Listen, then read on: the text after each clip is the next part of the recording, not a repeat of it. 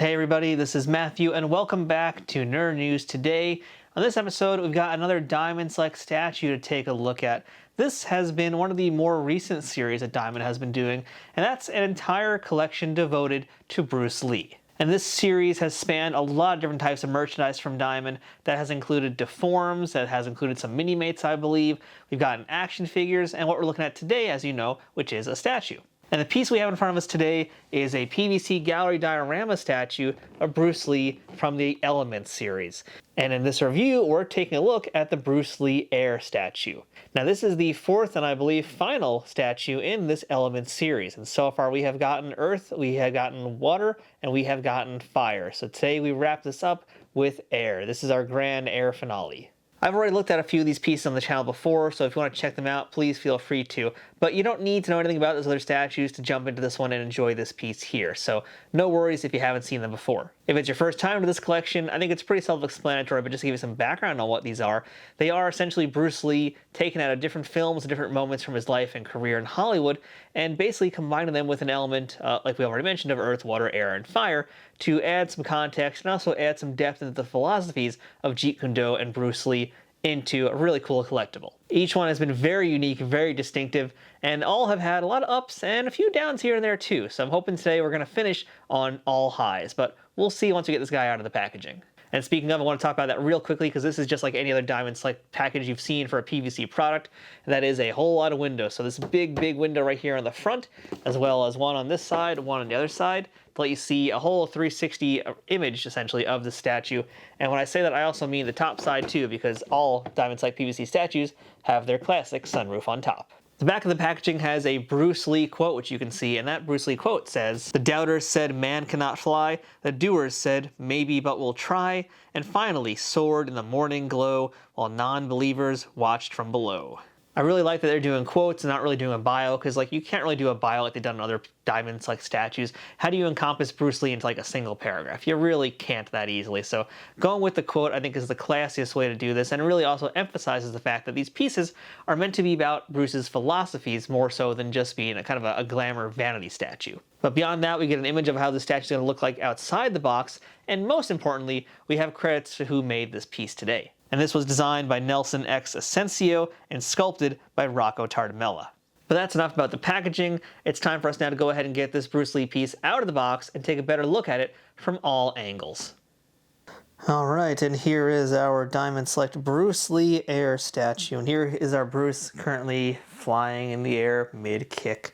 I'm going to do a quick pull out right now and just do a little rotation so you can see how this piece looks from 360 degrees while I give my initial thoughts on it.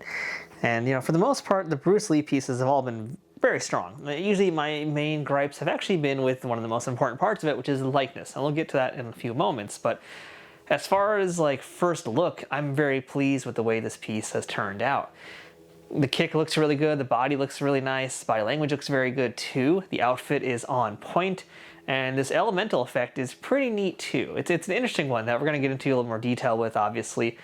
It's a very curious effect, and I think it looks good, but there's maybe one or two things that would be cool to be tweaked about it, but we'll talk through it, we'll see if we can come to some terms with it. But overall, I think it's a really nicely tied together piece.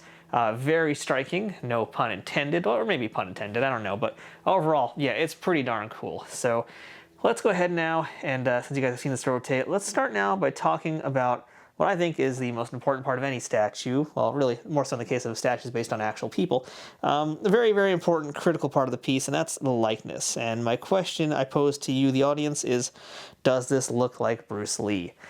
So, like I said, I've always had some issues with the likenesses over time with some of these pieces, and I think in this case, this piece designed by Nelson, sculpted by Rocco, I think I like this a lot more than the ones I've seen by Yuri Taming. And I should say, you know, coming up in this channel, it may have already aired actually, but I also reviewed a Green Hornet Kato figure, and that was sculpted, I believe, by Yuri, and that one looked really good. But either way, you know, I don't want to compare sculptures and say one's better than the other, because it's, you know, there's different things. They do different styles, they work differently. But I will say, for like what I'm looking for personally in the Bruce Lee likeness, I think they nailed it in this case here. A lot better, I should say. I still don't know if it's perfect. I don't think I'd call it perfect, but I'd say it's on par with what we saw in the Jean-Claude Van Damme piece recently. I think they got the cheekbones a lot better here. I think the nose is there, the eyes are a little bit closer to it. You know, Bruce can be a challenging one to sculpt, I will admit. He can be a challenging one here. I think one of the issues that we're seeing kind of here too is like they'll bulk up Bruce without realizing it. You know, because this Bruce, you know, in real life Bruce is like 130 pounds, 140 at most, but typically somewhere between like 120, 130. And this Bruce looks like he's a little bit bigger than that. Like they've definitely done some mass to him. They've added some bulk. He drank some protein shake before they did this piece here. And that shows. Like his cheeks look a little bit bigger, jaws maybe a little bit thicker here too. So I think that's kind of where the problems tend to lie with these Bruce Lee pieces, is just that.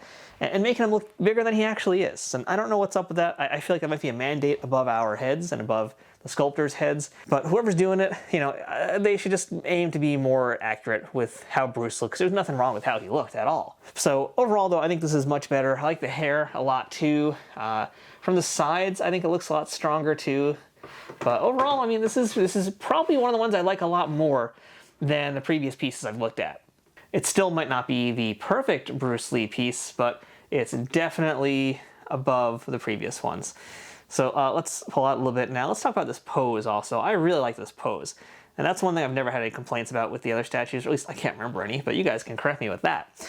But I really dig this pose here. I like this kick. I like the action element of it. I like the shape of it. Man, this is a really cool piece here. And same, looks really great from the back too. I mean, this is kind of like an iconic Bruce Lee pose also. It's very much an iconic sort of kung fu movie pose in general, but as far as like Bruce Lee goes, this is very much kind of the same. Like this is a familiar pose we've seen him in. You know, I don't know what the exact intention is, but it kind of reminds me of like one of the last scenes in like, I believe it was Fist of Fury. I might get it mixed up, but you know, he does some jumping kicks in that in a similar outfit. And to be quite honest, I can't quite remember if this is meant to specifically be a certain movie or not, because the packaging doesn't say. The packaging keeps it very vague. But you know, anybody out there who wants to take a stab at when this Bruce Lee is meant to be from or what movie it's meant to be from, please feel free to. But I really like it, and I like, again, you know, we'll take a closer look here, how the folds and the clothing are and how realistic that feels, like how bunched up it is. Same thing with the pants too, just like even the way the pants are kind of like moving through the air, because you know this is like him kicking, so he's flying this way but the pants are going that way. That's just how physics works. So I think they did a great job with that. I really do like how lifelike the clothes look on him. Like the clothes are really, I think, the strongest part of this piece here, and it's overall, like I said, a pretty strong piece. So for me to say that, that's saying a lot. Now, one thing you're going to obviously notice right now, especially as we pull out here, is that this piece has basically a two-tone color scheme going on. It's basically white and black. And, you know, aside from like the skin tone of Bruce Lee, that's pretty much the main thing here. It's a two-tone piece, and that is absolutely done on purpose.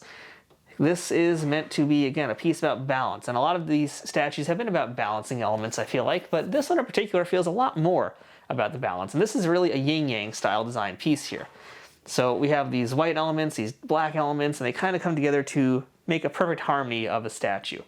And you could say the same thing too with the design elements themselves here, you know, because the way this air swirl is working under him and the way his body is posed, it all complements each other and flows effortlessly. You know, like these lines here are going in this direction, Bruce is going in this direction, but the way he's looking and some of the other body parts, like how these other sticking out bits here, I don't know what to call them, but these other bits are sticking out. They all kind of, you know, bring your eye into this area. And a general art term too, by the way, that you folks should know about, is that generally speaking, the darkest darks and the whitest whites are where your eyes are going to go to first. So in other words, high contrast. That's what people who are really good at YouTube know how to do with their thumbnails. That's what really good artists know how to do as well if they're like commercial or pop art style people. So, and most artists in general do that. It's all about the contrast. And this piece has very stark contrast with these white and dark elements here, and they're still all fairly tied together.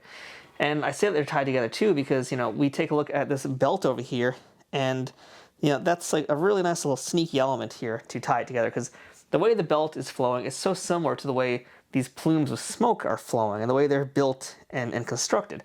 You can see it a little bit from behind too, like, you know, even with this section here, how it very much resembles this. So it's almost like these two things are almost of the same type. You know, they're almost like the same, I was going to say cut from the same cloth, but that's a little too punny. But no, they are essentially meant to resemble each other. They're meant to look like that. It's an intentional choice by the design team. So these elements really help tie it all together and put it into that perfect harmony.